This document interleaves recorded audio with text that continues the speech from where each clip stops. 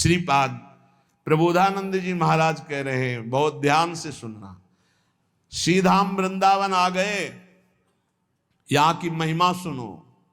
मुक्तिरियाति यतो बहिर्बहिरहो सम्मार्जनी घातत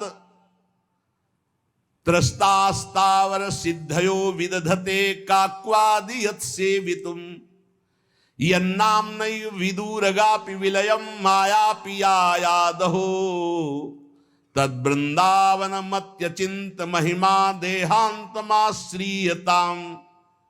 यहां झाड़ू लगती है ना जब सोहनी, तो जो धूल उड़ती है ना, उससे मोक्ष उड़ाया जाता है कि कभी मोक्ष हमको प्राप्त ना हो। मुक्तिरियाति यतो बहिर्बहिरहो, जैसे कूड़ा करकट झाड़ा जाता है ना, ऐसे वृंदावन के रसिक जन झाड़ू से मोक्ष झाड़ते कि मेरे नजदीक ना आवे।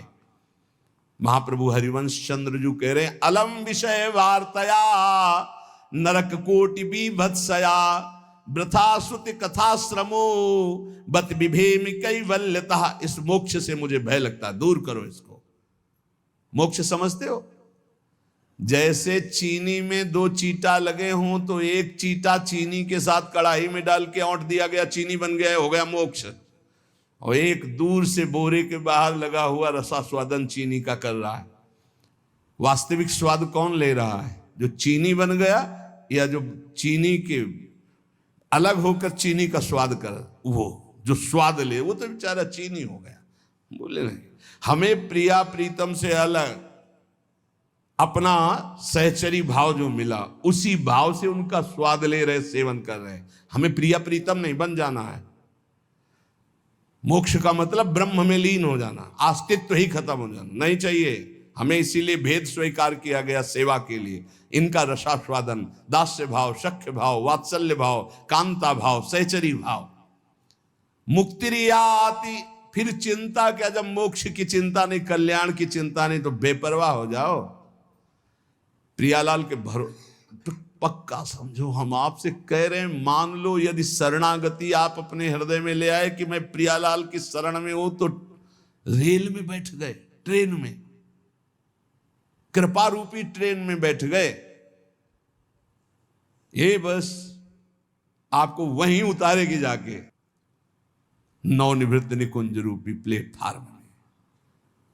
वहां स्वागत के लिए आए मिले परिवार अपने, हरि हसी कंठ, आओ आओ आओ। अटैची कहां है तुम्हारी? कौन सी अटैची?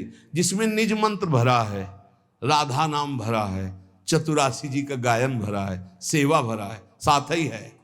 लाओ अटैची, पास बढ़िया बनाओ, श्री जी की सेवा में तैयार कर ले ये अटैची।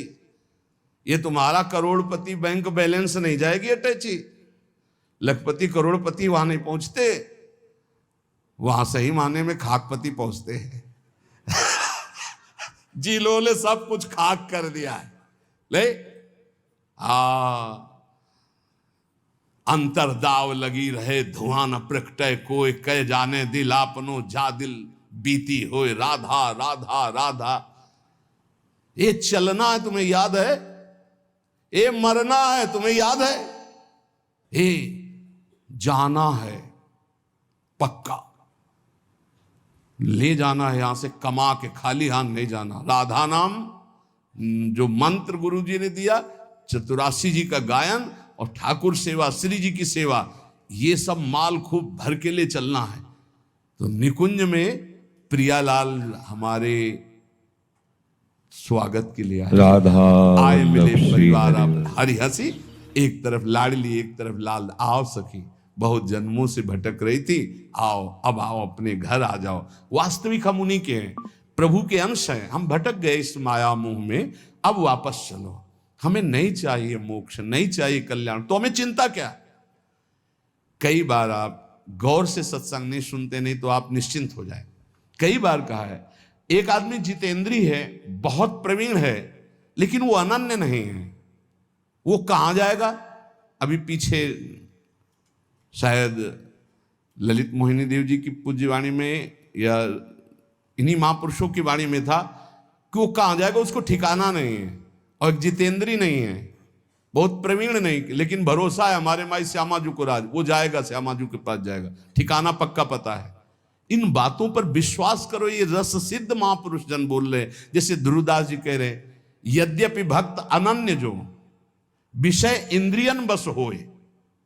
शब्द को देखिए आप, भक्त अनन्य है हमारे माई श्यामाजू को राज, पक्का हृदय से, लेकिन उसकी अभी आदतें कुछ ऐसी हैं कि गलत हैं, वो इंद्री के भोगों में फिसल जाता है। तो बोले उसकी समानता करोड़ों जितेंद्रियों करोड़ों कर्मकांडी नहीं कर सकते। क्यों? क्योंकि करोड़ों जितेंद्रियों कर्मकांडी का अहम है कि मैं जितेंद्रियों कर्मकांडी हूं, वो श्यामा श्याम के अधीन होकर सोचता मैं लायक नहीं हूं, बहुत नीच हूं, पर कृपा बहुत है हम पे, वो श्री जी को प्राप्त हो जाएगा। ये महापुरुषों के आंतरिक विषय को समझो। फिर उसे दूसरे रूपक में कहा कि यद्यपि घरनी अति बुरी, बहुत बुरे स्वभाव की है, पर अपने पति के सिवा दूसरे की तरफ आंख उठा के भी नहीं देखती। तो बोले कभी पति उसे त्यागेगा नहीं, उसे सदैव उसका प्यार मिलता रहेगा और वो कभी अपनी पत्नी से प्रतिकूल व्यवहार नहीं करेगा। यद्यपि घरनी अति बुरी, पति नहीं छाड़त देखत ही पर पुरुषम। अब बहुत मिठुआ बात बोले, बहुत दुलार करे, इसके बाद पति देख ले कि नाटक तो मेरे सामने मेरे जैसा आकर्षण करने के लिए कर रहे थे, दूसरे के सामने फिर वही नाटक, इसका मतलब ये छलिया है, खत्म खेल। तजत ही चिंता, उसी क्षण उसका त्याग कर देता है। तो इसलिए ऐसे ही हमारे श्री हरि की अनन्यता अगर हमारे हरि प्रिया की है, अन्य कोई साधन का बल नहीं, भरोसो गोरे चरणन केरो, बस हो गई बात। ये पकड़ क्यों नहीं रहे हमारी, ये समझ में नहीं आ रहा कि इसके बाद आपके अंदर कैसे प्रश्न रह जाता है कि पता नहीं मेरा कल्याण होगा कि, अरे कल्याण हो चुका है, सूर्य उदय हो चुका है, तू आंख तो खोल, देख प्रकाश ही प्रकाश है। अभी तू जिधर सूर्य उदय हुआ पीठ किए हुए है, देख तो इधर मुख कर। प्रियालाल की अपार कृपा हो गई, क्योंकि अगर कृपा न होती तो तुम यहां बैठे ही नहीं होते। श्री राधिका कृपा बिन सबके मनन अगम्य। तो श्री जी की कृपा क्या ऐसी छोटी मोटी धारा है क्या? अरे अपार कृपा की धारा है, वेग है, ये बहा ले जाएगी आपको, निकुंज में ही छोड़ेगी। विश्वास करो हमारी बात पर, हम नहीं है इस काबिल। आलय बन बसत संग पारस के आयस कनक समान भयम। कभी लोहा मुकुट बन के नहीं बैठ सकता, लेकिन पारस मणि की कृपा स्पर्श होते ही स्वर्ण बनकर वो आभूषण बन गया। ऐसे ही अपने लोग हैं।